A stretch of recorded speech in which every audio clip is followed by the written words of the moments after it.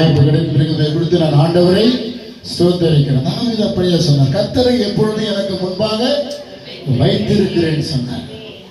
ஆமா, எல்லாருமே அவரை பைத்தியக்காரன்னு சொல்லுவாங்க. எங்க சொல்லுங்களேன், தனியா பாடிக்கிட்டே இருப்பேன், என் ஆத்துமாவே கர்த்தரில் மகிழ்ந்து களி கூறு, என் ஆத்துமாவே கர்த்தரை ஸ்தோத்திரி, என் ஆத்துமாவே கர்த்தரை முன்னாடி வை. அவனை மட்டுமே கம்பேர் பண்ணி அநேக ஆசீர்வாத கிருபைகளை பெற்றிருக்கிற ஒரு தேவ மனுஷன். ஒரு சொல்லுங்களேன், பைபிள்ல பாத்தீங்கன்னா அவனை மாதிரி ஏசப்பகிட்ட ஐஸ் வச்சு வாங்கினப்ப ஒரு மனுஷன் கூட கிடையாது. அந்த அளவுக்கு 150 புஸ்தகத்துல பாட்டுகளை பாடி தேவனை அப்படியாய் உருவ வைத்திருக்கிறார். ஒரு சொல்லுங்களேன், பிரதருக்கு நிகழ்ந்த ஒரு சம்பவம் முன்பாடி 2008 நினைக்கிறேன் எனக்கு நடந்தது. அவரம் பிரதர் செய்து கொடுக்கும்போது அப்படியா ஒரு தடுமாற்றத்தை கர்த்தர் என்னுடைய காரியத்திலும் செய்திருக்காங்க. அருமையான இன்றைக்கு போதகராக இருக்கிற தலைமை போதகர் எங்கள் கண்ணப்ப மாமா வீட்டில் நினைக்கிறேன், சிந்தனை செய்தி கொடு, நீங்கள் அப்போ ஜெபக்கூட நடக்கும்போது செய்தி கொடுக்கும்படியாய் எனக்கு ஒரு அழைப்பு கொடுத்தாங்க. செய்தி கொடுப்பது என்ன எனக்கு என்ன பண்ணது உண்மையிலேயே தெரியாது. அது ஜபானாவே என்னன்னு தெரியாது. ஆனாலும் அந்த வாய்ப்பு எனக்கு வந்தது. நான் அதை என்ன பண்ணக்கூடாது, பாட்டெல்லாம் பாடுறமே, ஆராதெல்லாம் பண்றோமே, நம்ம தேவ வார்த்தையை நம்ம என்ன பண்ணிடலாம், பேசிடலாம் என்று சொல்லி அவருக்கு நான் வாக்கு கொடுத்துட்டேன். நான் கொடுக்குறேன் ஐயா அப்படின்னு. ஜனங்கள்லாம் இதே மாதிரி தான். அப்பெல்லாம் ஜபக்கூட்டில் பார்த்தீங்கன்னா 35 பேர் 40 பேர் உட்காந்துருப்பாங்க. வரையில சொல்லுங்களேன், நான் அவருக்கு நடந்த காரியத்தை எனக்கு நடந்ததை சிறு சாட்சியாக மத்தியிலே நான் சொல்லுகிறேன். ஏன்னா தேவன் அதை பார்க்கிறேன். ஆரம்பத்தில் எப்பவும் அற்பமா இருந்தாலும் முடிவு எஸ் அப்படி சம்பரமா கொண்டு வந்துருவேன். 5 கல்லு கையில் அற்புதம் நான் கையில் அடிச்சாலையா மாட்டை பார்த்து பாருங்க.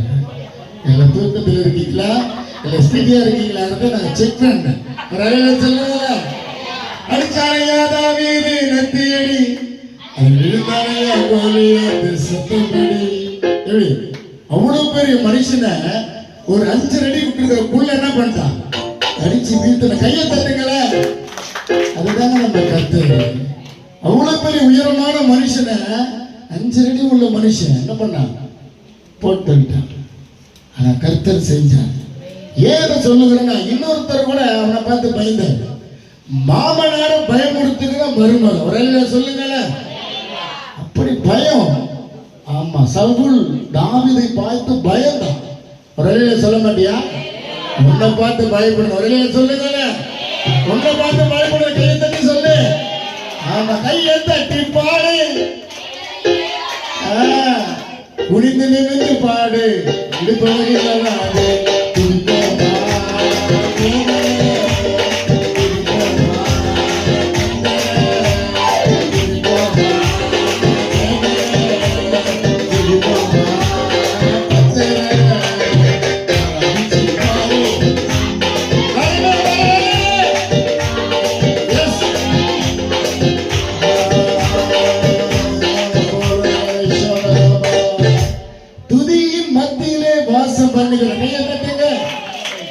கொடுக்கிற பொண்ணு பொருள் காசு நகை அதெல்லாம் இல்லை, துதியின் மத்தியிலே வாசம் பண்ணுகிறது.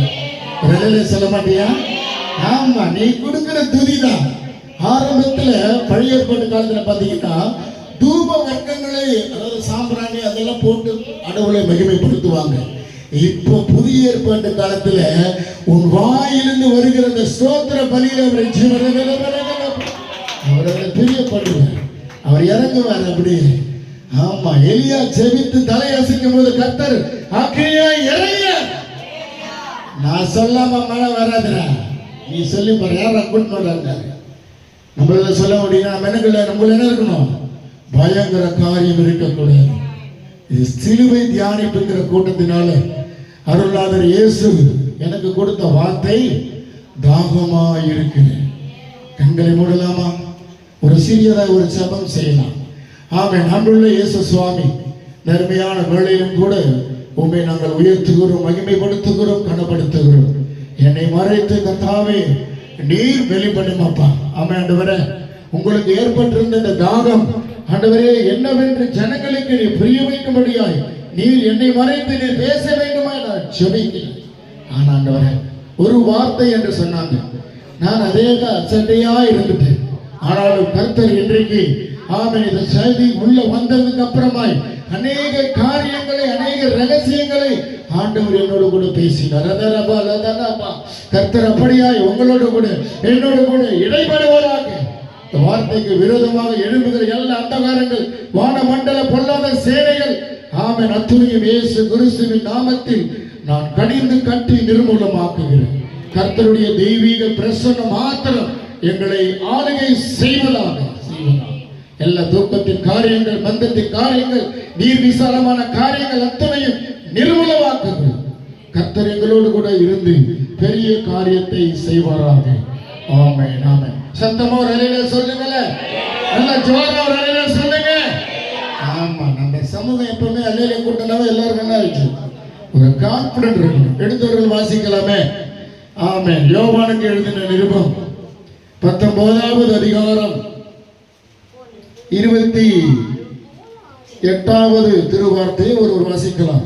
நல்ல சத்தமா வாசிக்கணும். இல்லைன்னா மெய்க்கு அவங்கள்ட்ட கொடுங்க, 1 நிமிஷம் மெய்க்கு கொடுக்கலாம், ஒன்றும் பிரச்சனை இல்லை. ஆமென். நன்றி. எல்லாம் தூக்கம்லாம் போகும் அப்பதான். நன்றி நன்றி சோத்திரம்.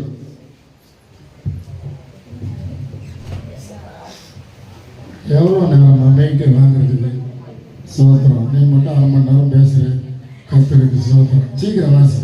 அதன் பின்பு எல்லாம் முடிந்தது என்று இயேசு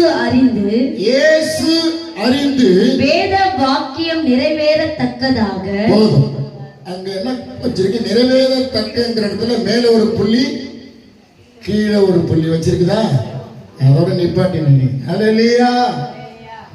எல்லாம் முடிந்தது என்று இயேசு அறிந்திருந்தார். சொல்லுங்களே, எல்லாம் முடிந்தது. கடைசி தருணத்துல, கடைசி நொடியில, கடைசி தருவாயில இயேசு இருந்த பொழுது அவர் வாயிலிருந்து புறப்பட்ட ஒரு வார்த்தை தான் என்ன இருக்கிற? நான் தாகமாய் இருக்கிறேன். சொல்லுங்களேன். நீங்க எத்தனை பேர் தாகமா இருக்கிறீங்கன்னு இன்னைக்கு தெரிஞ்சிடும். அல்லேலூயா. நம்ம தாகமா இருந்திருந்தா இவ்வளவு இடம் ஏன் காலியா இருக்குது? அல்லேலூயா சொல்லுங்களேன். அப்ப என்ன இல்லை நம்மளுக்குள்ள? இல்ல, பரவாயில்ல, நீங்களே சொல்றீங்க. சொல்லுங்க. நம்மளுக்குள்ள ஒரு தாகம், ஒரு வைராக்கியம், ஒரு வாஞ்சை இருந்ததுன்னா இவ்வளவு இடம் காலியா இருக்கும். சிண்டை பிடிச்சிட்டு உள்ள உட்காரத வச்சிருப்பீங்க. சொல்லுங்களேன். நம்ம தான் சண்டைக்கார வீட்டுக்கு ஜபத்துக்கே போக மாட்டோம். சொல்லுங்களேன். நான் சொல்லல, இது வெளிநாட்டு செய்தி. போயிருக்காங்களே போயிருக்கலையே, ஆக மொத்தம் அவங்க வீட்டுல என்ன இல்லை? தாகம் இல்லை. இயேசுநாதர் சொன்னார், மரிக்கிற தருவாயில கடைசி நொடியில அவர் சொன்ன ஒரு வார்த்தை, எனக்கு தாகமா இருக்கிறது. தாகம்னா தண்ணி கிடைக்கிறது இல்லை. ஜனங்களை குறித்து, மாநில பிறப்புகளை குறித்து, மாநில ஜீவராசிகளை குறித்து, அவர் படைத்த எல்லா ஜீவராசிகளையும் குறித்து அவர் என்ன இருந்தவருக்கு? தாகம் இருந்தது. சொல்ல மாட்டியா? சத்தமா சொல்ல மாட்டியா? கையை தட்டி சொல்ல மாட்டியா? கர்த்தரை பெருசா பாரு, உன் பிரச்சனை சிறுசா போகும். பிரச்சனைய பெருசா பார்த்தா அந்த பிரச்சனை இன்னும் பெருசாகும். மனுஷனால கூடாது, ஜீவனால கூடாது.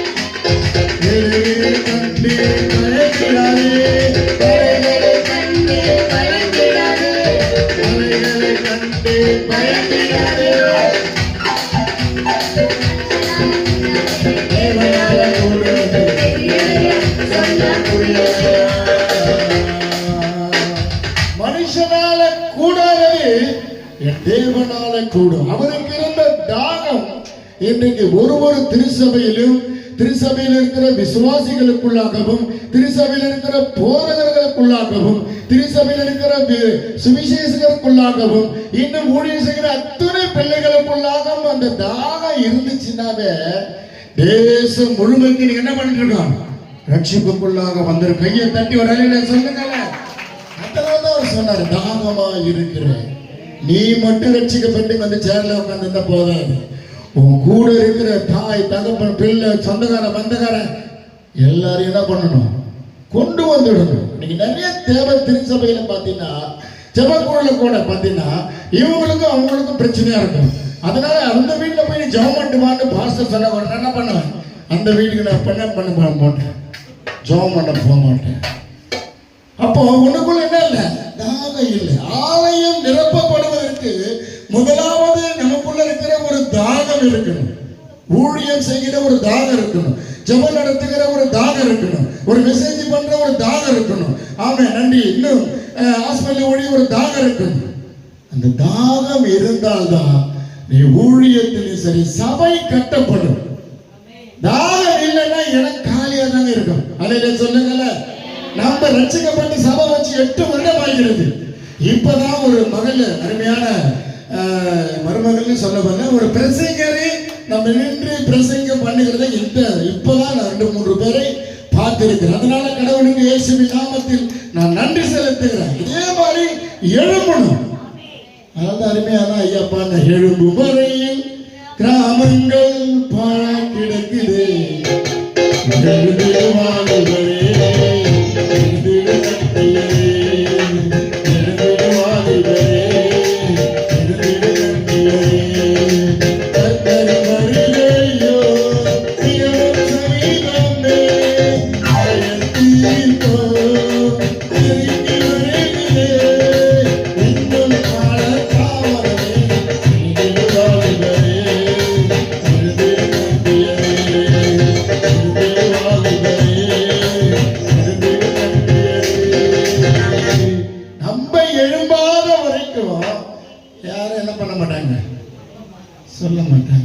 சேர்த்தா சொல்றேன். நான் ரட்சிக்கப்பட்டு என் குடும்பம் என் மனைவி பிள்ளைங்க மட்டும்தான் எங்க ஊர்ல என்ன பண்ணிருக்கு? ரட்சிக்கப்பட்டிருக்கு. இன்னும் எங்க ஊர் ஜனம் ஏசுன்னா என்னன்னு யாருக்குமே தெரியல. இந்த வாட்டி நான் போகும்போது எங்க அப்பா 2 முன்னாடி சொல்லிட்டாரு. ஊர் தலைவர் எங்க அண்ணன் ஒருத்தர் இருக்காங்க, அவரும் சொல்லிட்டாங்க. எங்க ஊர்ல சொல்ல நம்ம ஊர்ல அவர் சொன்னாரு, எங்க அண்ணன் சொல்றாரு, நம்ம ஊர்ல எல்லா ஆலயங்களும் இருக்குதான், எல்லா ஆலயங்களும். ஆனா இந்த இயேசுநாதர் ஆலயம் மட்டும் இல்லடா கடந்து. அதனால நீ ஏதாவது ஒரு ஏற்பாடு பண்ணு, நாங்க அதுக்கு உண்டான இடத்தை நிர்ணயம் பண்றோம் அப்படின்னு. அப்ப நான் அவர்கிட்ட சொன்ன ஒரு வார்த்தை, உங்க இடத்தை நீங்க எனக்கு கொடுக்க வேணாம், நீங்க ஒரு இடத்தை நிர்ணயித்து பண்ணி எங்களுக்கு காட்டுங்க, நாங்க அதுக்கு உண்டான தொகையை கொடுத்துடுறோம்னு சொல்லி அவரோட கூட பேசி வந்திருக்கிறவர்கள் சொல்லுங்க. அதுக்காக நீங்க பிரார்த்தனை பண்ணுங்க. எழுப்பினால் மட்டும்தான் நம்ம தேசத்தை என்ன பண்ண முடியும்? பிடிக்க முடியும். அதனாலதான் ஆண்டவர் சொன்னார், எனக்கு தாகமா இருக்கிறது. அவர் மரிக்க போறாரு, தொண்டெல்லாம் வறண்டு போச்சு, உடம்புல ரத்தம் தண்ணி எல்லாம் வெளியே வந்துருச்சு. ஆனாலும் உடம்புல ஒரு சொட்டு கூட ரத்தம் இல்லை, ஒரு துளி கூட தண்ணி இல்லை. தண்ணி விடைய தாகத்தில் அவர் ஆண்டவர் சொல்லுங்க, உன்னையும் என்னையும் குறித்து அவர் படைத்திருக்கிற மனு புத்திரர்களை குறித்து அவர் பயந்து நடுங்கி வேதனைப்பட்டுதான் அவர் தாகமா இருக்கிறேன்னு சொன்னார். சொல்லுங்க, தாகம். நம்ம நினைச்சிருந்தோம்னா நம்ம சபையை பாரம்பரியத்தில் பார்த்தீங்கன்னா 2 ஆராதனை நடந்து கொண்டிருந்தது.